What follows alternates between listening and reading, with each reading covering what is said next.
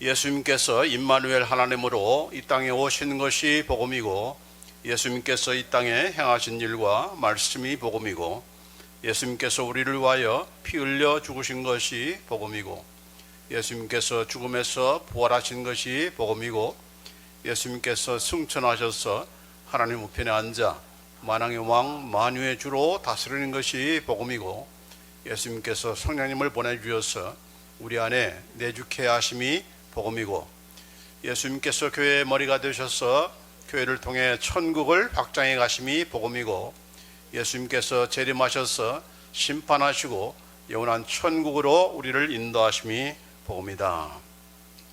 그래서 지금 8번째, 예수님께서 재림하셔서 심판하시고 영원한 천국으로 우리를 인도하심이 복음이다. 그래서 지난 시간에 이어서 우리 예수님의 재림에 대한 그런 말씀을 우리가 살펴보겠습니다.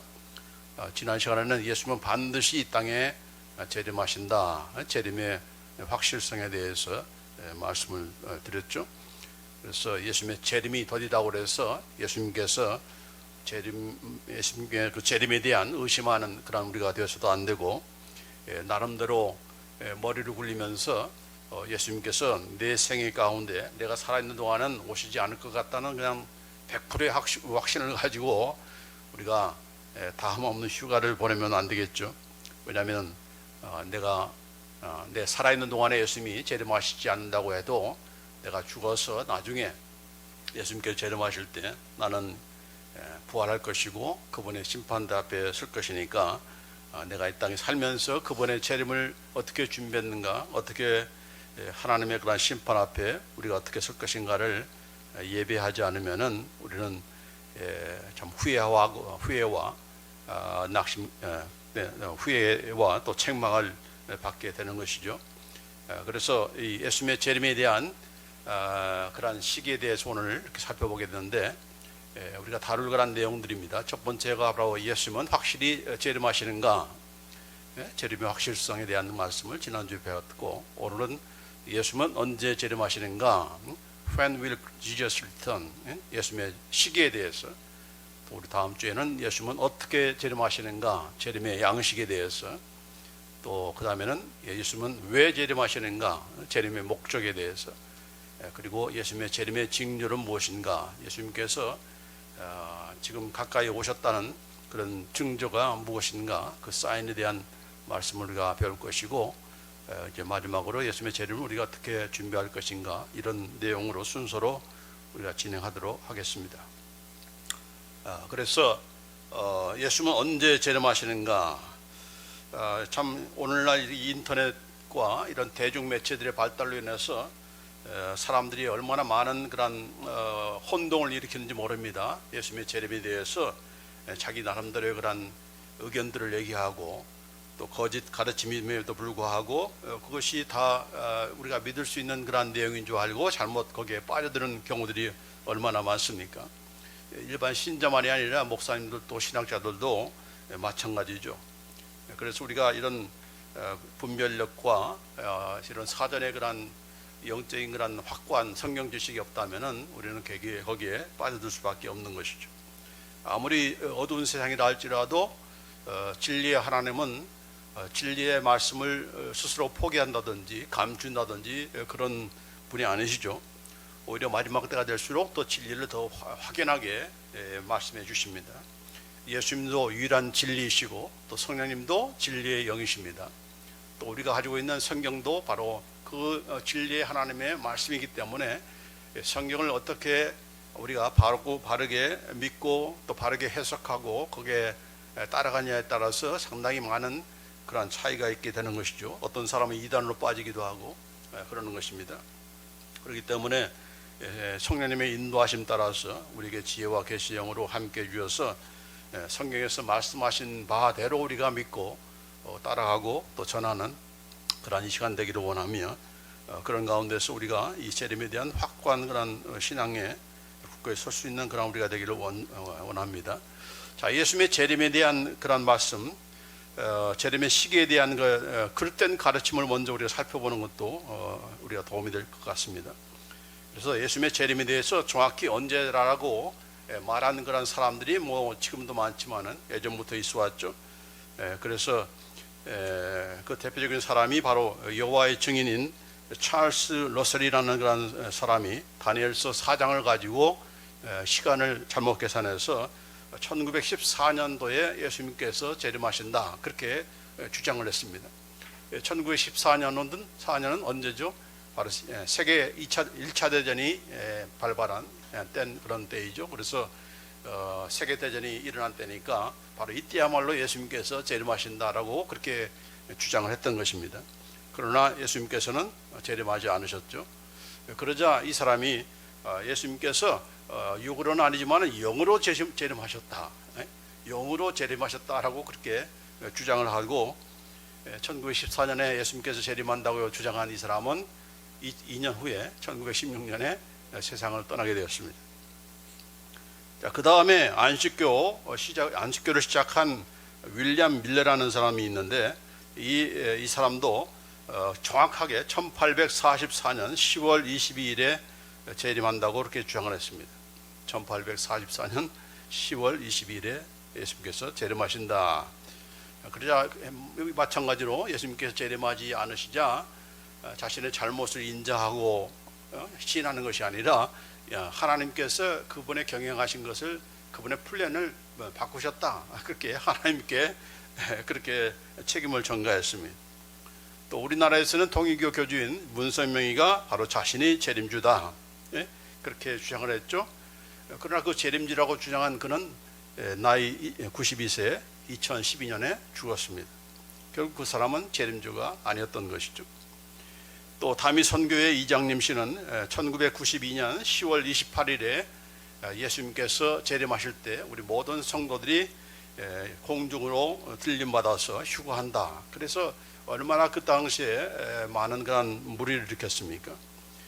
그런데 본인은 예수님께서 재림한다는 그런 1992년도 10월 28일 이전에 사기죄로 감옥에 gat혀가지고 갇혀 있는 가운데 그가 10월 28일날 재림한다고 이렇게 휴거한다고 했는데 28시 0시가 되기 전에 1시간 전에 그는 감옥에서 잠자리에 들었다고 합니다.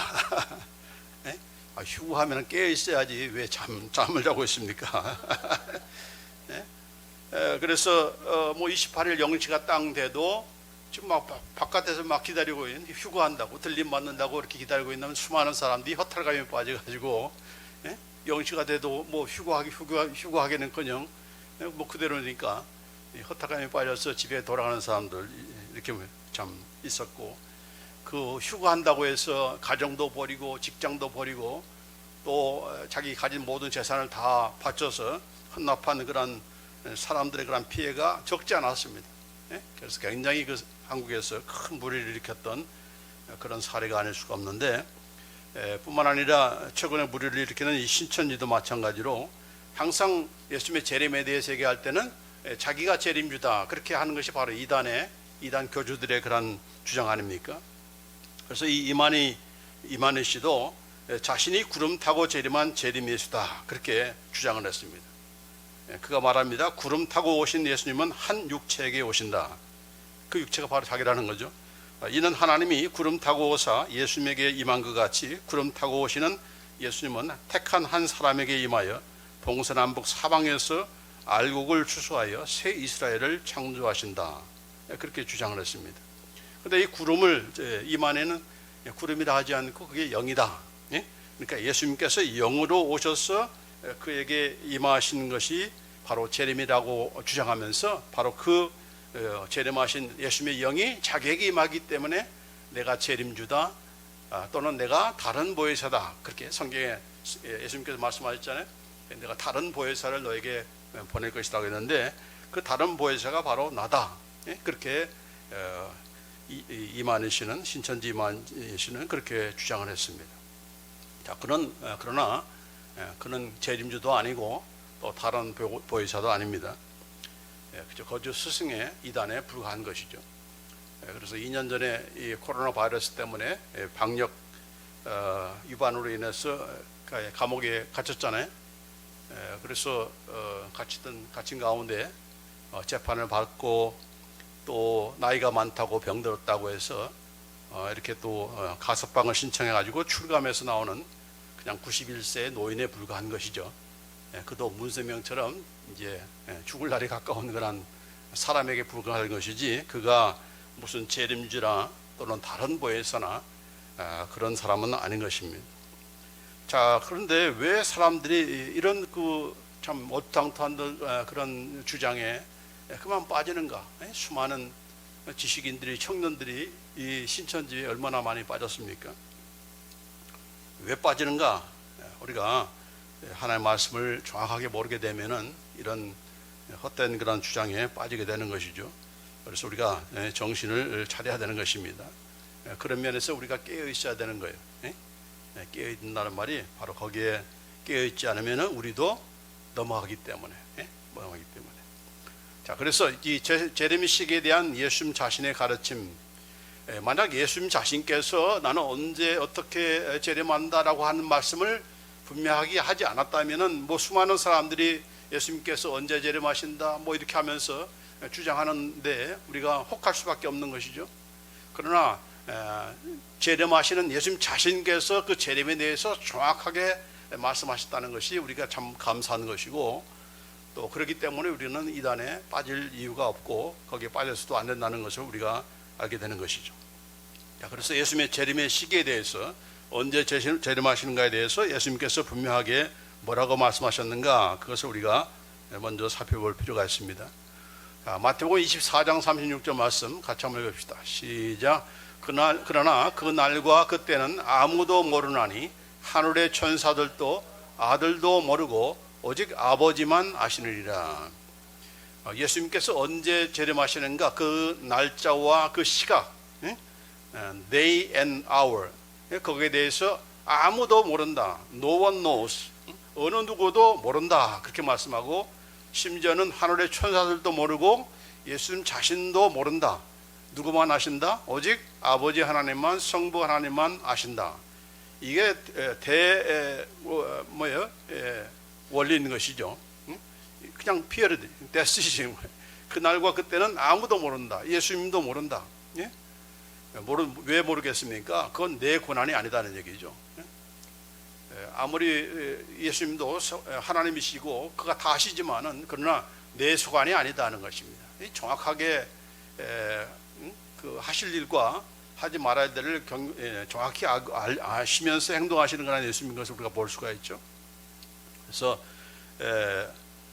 결코 모른다라고 하는 그런 말씀을 하는데, 이 말씀은 그 앞에 있는 32절부터 말씀하신 그 내용에 대한 결론입니다. 그래서 32절부터 보시면은 무화과 나무의 비유를 배우라. 그 가지가 연화해지고 잎사귀를 내면 여름이 가까운 줄을 아나니, 이와 같이 너희도 이 모든 일을 보거든 인자가 가까이 곧 문 앞에 이른 줄 알라. 우리가 이제 나중에 이제 재림의 징조에 대한 그런 말씀할 텐데, 그 징조가 하나하나 이루어진 걸 보니까 예수님께서 가까이 오셨구나라고 하는 것에 대해서는 우리가 알 수 있다는 얘기예요. 뭐 그것까지 하지 말라는 얘기는 아닙니다. 내가 진실로 너에게 이르노니 이 세대가 지나가기 전에 이 일이 다 이루리라. 천지는 없어지겠으나 내 말은 없어지지 아니하리라. 그러니까 예수님께서 하신 그런 내용의 말씀들, 징조에 대한 그런 말씀들은 반드시 이루어진다.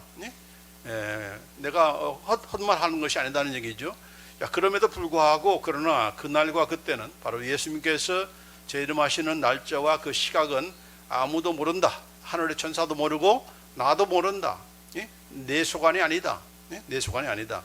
오직 성부 하나님만 아신다. 그렇게 말씀하신 것이죠. 그 다음에 여기 25장에도 보면은 25장 13절에 그런즉 깨어있으라. 너희는 그 날과 그 시를 알지 못하느니라. 깨어있으라 하는 것입니다. 그 날과 그때는 알지 못하기 때문이다. 그 날과 그 시각을 안다고 해서 이렇게 이장님 신구가 그 사람의 그 주장을 따라가는 그런 사람들이 1992년도 10월 28일 기다리면서 이렇게 깨어 있었지만은, 안다고 해서 알지 못한다고 해서 깨어 있지 못하는 것은 아니죠. 나는 모르니까 나는 뭐 깨어있지 않아도 되겠네, 그렇게 우리 생각해서 안 되는 것입니다.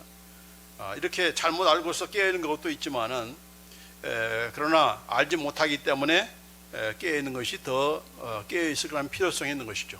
왜냐하면 그 날짜와 그 시간을 안다면은 미리부터 준비를 하는 것이니까 그때 뭐 그날 깨어있을 이유가 없는 것이죠.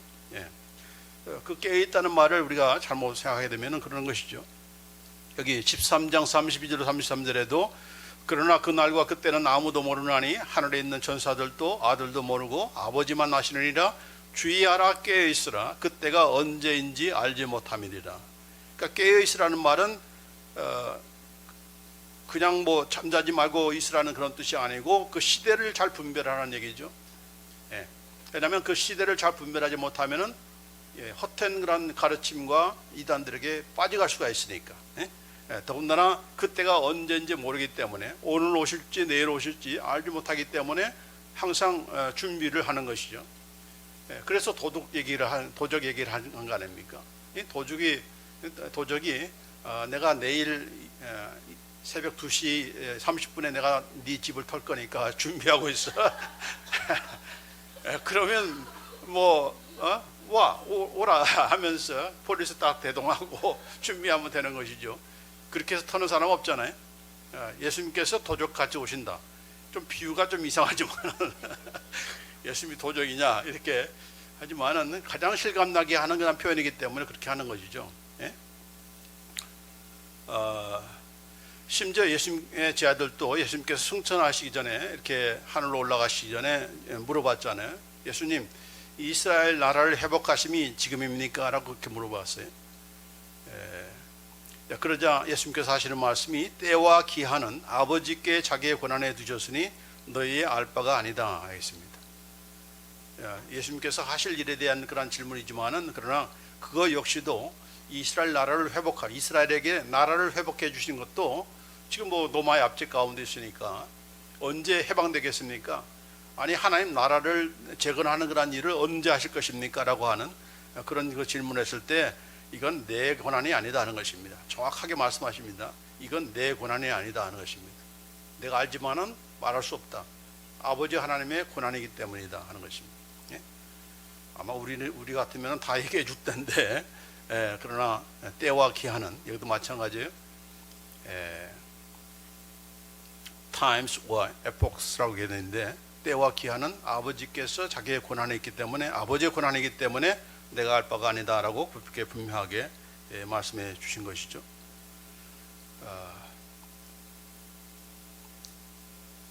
자, 이렇게 분명하게 예수님도 모른다고 했고 오직 성부 하나님만 아신다고 했으니까 분명한 건 뭡니까? 만약에 어떤 사람이 예수님께서 언제 재림하신다, 그거 우리가 믿어야 되는 거예요? 따라가야 되는 거예요? 아니죠. 모른다고 했는데 왜 알려고 하고 있고 안다고 주장하고 있는가 하는 것입니다.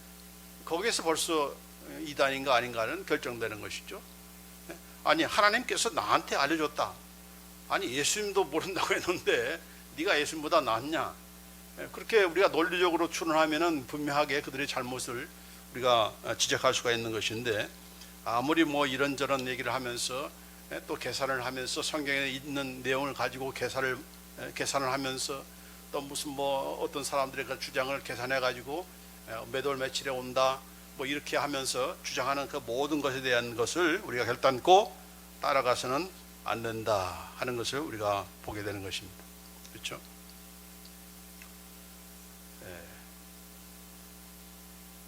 이 마태복음 25장에도 여기는 기록이 안 됐습니까? 주보에는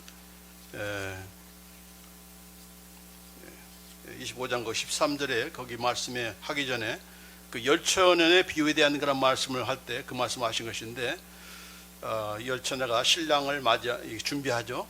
신랑은 바로 예수님이십니다. 다시 오실 예수님을 얘기하는 것인데 그 열처녀 가운데 5명의 그 처녀들은 등은 준비했지만은 기름을 준비하지 못해가지고 신랑이 오셨을 때 등을 가지고 등을 비추어서 맞이해야 될 텐데 기름이 없으니까 기름 사러 갔다가 예수님은 오시고 이제 혼인잔치는 이미 막을 내리고 더 이상 들어오지 못하게 그렇게 하는 그 내용을 하면서 이 말씀을 하신 것이죠. 그런즉 깨어있으라. 너는 그날과 그 시를 알지 못한다. 그렇게 말씀하신 것입니다. 그래서 재림의 날과 그 시각을 우리가 알지 못한다고 하는 것에 대한 분명한 그런 입장을 우리가 또한 취해야 될 것이고, 자, 그러면 예수님의 재림에 대해서 예수님의 제자들은 어떻게 가르쳤는가 하는 것입니다. 자, 사도 베드로의 그 내용을 보면은 그가 재림에 대해서 뭐라고 말씀하시는가? 베드로후서 3장 8절로 10절에 보면은 사랑하는 자들아, 주께는 하루가 천년 같고 천년이 하루 같다는 이 한 가지를 잊지 말라. 주의 약속은 어떤 이들이 더디다고 생각하는 것 같이 더딘 것이 아니라 오직 주께서는 너희를 대하여 오래 참으사 아무도 멸망하지 아니하고 다 회개하기에 이르기를 원하시느니라. 그러나 주의 날이 도둑같이 오리니 말씀했습니다. 믿지 않는 사람, 또 믿는 사람들 가운데서도 아니 왜 예수님께서 여태까지 안 오시는가? 오신다고 약속하시는 날이 벌써 1930 몇 년 지나고 2000년이 가까우는 그런 이런 시점인데 왜 이렇게 더디하시는가? 그러나 더딘 것이 아니다. 지금 그래서 지난번에 뭐라고 했어요? 예수님은 오고 계신다. 오고 계시는 중이다. He is coming quickly. 이렇게 현재 진행형으로 그렇게 말씀했잖아요. 자, 그래서 왜 더디게 오시는 것인가? 그 이유가 여기에 나와 있습니다. 오래 참으사 아무도 멸망하지 아니하고 다 회개하게 이르기를 원하기 때문이다.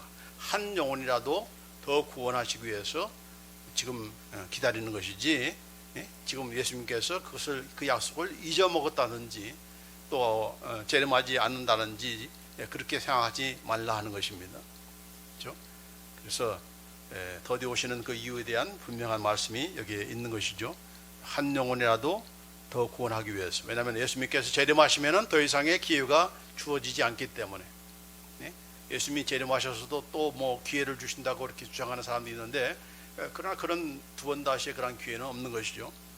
오셔서 그 시점을 중심으로 해서 기준으로 해서 믿었느냐 믿지 않았느냐, 영생이냐 영벌로 그렇게 가르치는 것이지, 오셔가지고 또 기회를 주시고 또 믿게 하시고 하는 그런 찬스를 주는 것이 아니다.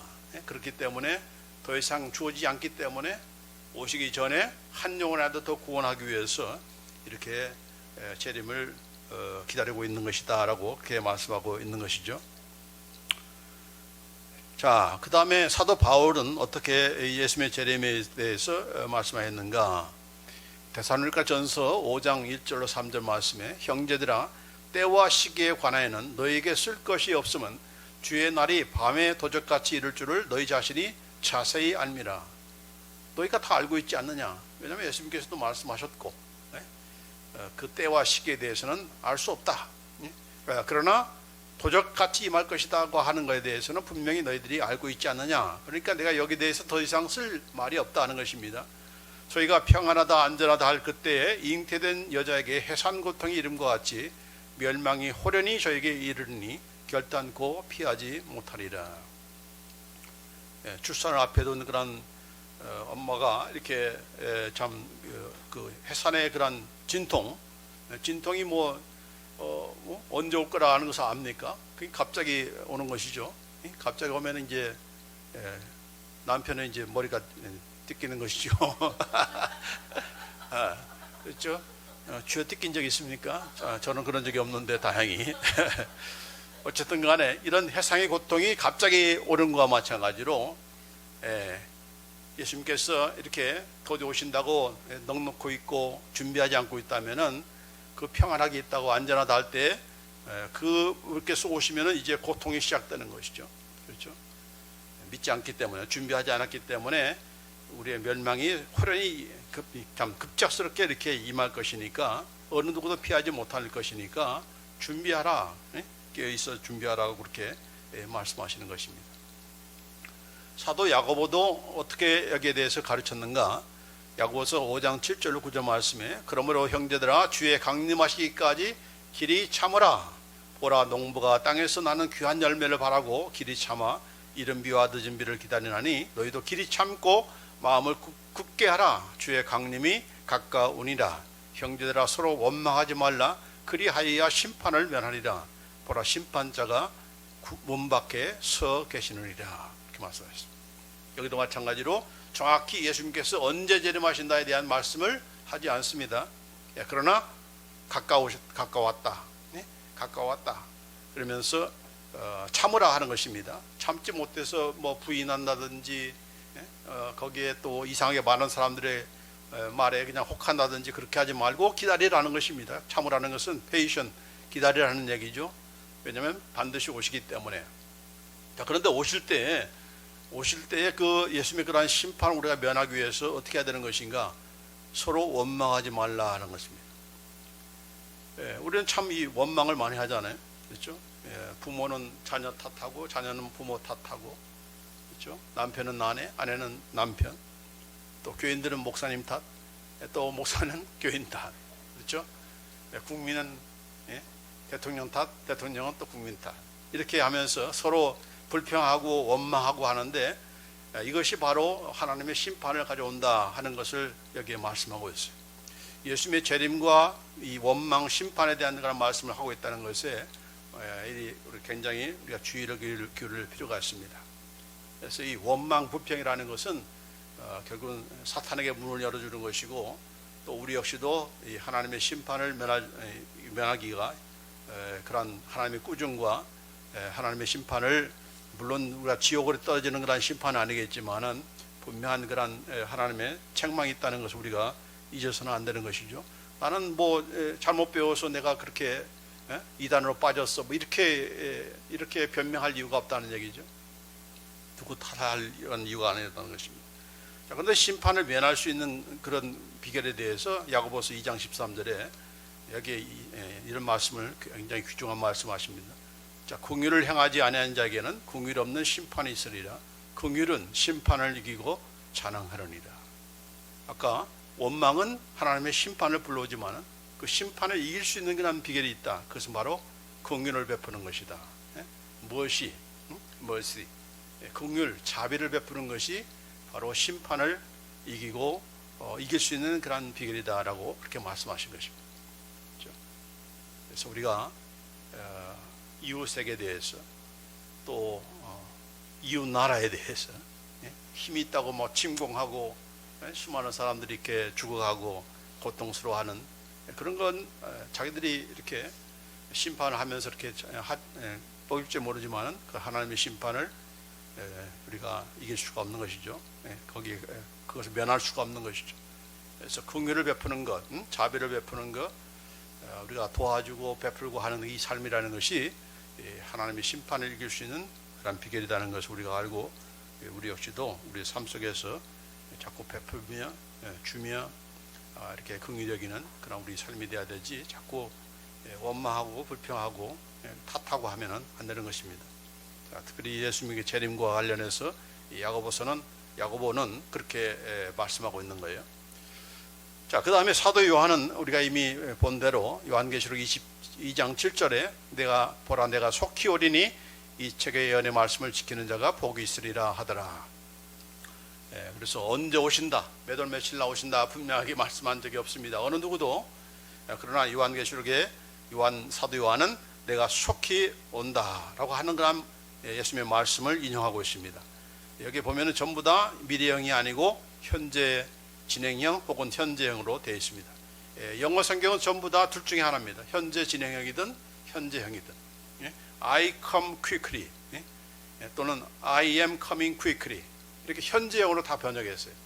근데 우리 성경은 왜 미래형으로 됐는지 우리가 이해하기가 이렇게 잘못될까봐 그렇게 미래형으로 했는지 알 수가 없지만은, 그러나 전부 다 I am coming quickly, I come quickly 그렇게 되어 있습니다. 그래서 예수님은 지금 오고 계신다, 오고 계시는 중이다. 왜 도착 안 하셨는가? 멀어서 그런 게 아니고 요한계시록이 한 95년경에 쓴 책인데 지금 2022년도니까 한 1927년이 지난 그런 시점이잖아요. 왜 이렇게 그동안에 이렇게 많은 그 해가 지나갔는데도 불구하고 왜 예수님께서 아직 도착하고 않고 계시는가? 우리가 그렇게 계산할 것이 아니고 지금도 오신다 하는 그런 우리가 준비를 가지고 그런 마음의 자세를 가지고 예수님을 맞이해야 되는 것이지, 예? 그냥 실컷 놀다가 뭐 이제 내가 죽을 때가 되니까 이제 예수님의 재림 준비하지, 그게 아니다는 얘기죠. 내가 3년 후에 내가 주림 준비하겠다, 이게 아니다는 것입니다. 언제든 우리의 삶 자체가 하루하루가 예수님을 맞이할 준비를 가지고 그렇게 사는가, 그런 그 자세로 살기를 원해서. 이건 누가 말씀한 거예요? 예수님 자신이 말씀하신 거예요. I am coming quickly. 내가 지금 오고 있다, 그렇게 말씀하신 거예요, 예수님께서 사도 요한에게. 그러니까 예수님이 거짓말 하신 거 아니잖아요. 나는 지금 오고 있는 거야. 응? 오고 있는 거야. 준비해. 나중에가 아니고 몇 년 후가 아니라 지금 준비해, 그렇게 말씀하는 거죠. 자, 그래서 여기 12절에도 마찬가지로 보라 내가 속히 오리니 라고 말씀합니다. 내가 줄 상이 내게 있어 각 사람의 그 일한 대로 갚아주리라. 20절에도 이것들을 증거하신 이가 가라사대 내가 진실로 속히 오리라, 그렇게 말씀하니까 답변으로 아멘 주 예수여 오시옵소서. I am coming quickly 라고 하니까 아멘, 그대로 이루어 주옵소서, 그런 뜻이죠. Come Lord Jesus, 바로 마라나타가 바로 그런 뜻입니다. 주 예수여 오시옵소서, 마라나타. 그래서 이 초대교회 성도들은 인사 나눌 때 샬롬이라는 피스, 샬롬이라는 그 인사와 마라나타, 예수님은 오십니다, 오고 계십니다, 그렇게 인사를 나눴다고 해요. 우리도 만날 때마다 안녕하세요, 그게 바로 샬롬이죠. 안녕하세요. 그러나 또 한 가지는 예수님이 지금 오고 계십니다, 그렇게 말해야 되는데 그 말했다가 이단으로 빠지고 뭐 이렇게 하는 경우가 오해들이 많으니까 마라나타, 그렇게 말을 하시면 좋겠습니다. 응? 마라나타. 아는 사람은 아니까, 그 내용이 무슨 뜻인지를 아니까 마라나타, 그렇게 인사 나누면서 예수님의 재림을 우리가 준비하는 그런 우리가 되야 될 줄 믿습니다. 그래서 결론적으로 예수님이 언제 오시는가에 대한 그런 분명한 그런 이 성경의 가르침, 예수님의 가르침의 기준에서 우리가 어떤 태도를 취할 것인가. 첫째로는 예수님의 재림의 시기는 오직 아버지 하나님께 속한 권한이다. 그건 예수님도 모른다, 어느 누구도 알 수 없다 하는 얘기죠. 그래서 오직 하나님께 속한 권한이다 하는 것입니다. 자, 두 번째로는 우리는 언제 예수님께서 재림하실지 그 날짜와 시각을 결코 알 수 없다. You can never know the date and time when the Jesus will return. 언제 오신지 무슨 뭐 1998년 뭐 10월 28일 그딴 말 하는 사람들은 전부 다 가짜고 이단이다 하는 것입니다. 언제든 언제 오실지 정확히 날짜와 시간을 결단코 알 수 없다. 세 번째로, 그래서 우리는 예수님의 재림의 시기를 알려고 하거나 안다고 주장하지 말아야 한다 하는 것입니다. 자, 네 번째, 우리는 예수님께서 언제 재림하신다고 주장하는 자들의 말에 미혹당하지 말아야 된다 하는 것입니다. 그래서 역사적으로 이렇게 많은 사람들이 언제 재림한다고 이렇게 주장하다가 그것에 미혹된 사람들이 인생 날리고 직장 날리고 가정도 다 팽개치고 재산 다 팔아서 다 바쳤는데, 아니 내가 휴고하는데 뭐 가지고 가는 것이 아니잖아요. 그냥 올라가는데 그러다가 그만 다 망해버리는 그런 자가 되어서는 안 되는 것이죠. 그래서 그런 자들의 말에 우리가 미혹당하지 않기 위해서 깨어있으라는 얘기죠. 미혹당하지 않기 위해서. 이제 마지막으로 우리는 다만 예수님의 재림이 임박하였음을 알고 깨어서 그분을 맞이할 준비를 해야 할 것이다. 이게 바로 예수님의 재림에 대한 그런 성경의 가르침이고 우리가 굳건히 서야 될 그런 입장인 것입니다. 그런 태도인 것이죠. 그래서 예수님께서 언제 몇 시에 오신다는 그런 알려고 하지도 마시고 안다고 주장하는 사람들의 미혹되지도 마시고, 그러나 분명히 4명의 그런 사도들도 그렇고 예수님도 마찬가지로 오신 날이 가깝다, 임박했다 하는 그런 내용에 대해서는 우리가 분명히 알고 알려고 해야 되고, 예수님께서 가까이 오셨네라고 하는 것에 대해서 우리가 준비하는 깨어있는 그런 우리가 되기를 간절히 원합니다. 기도합시다.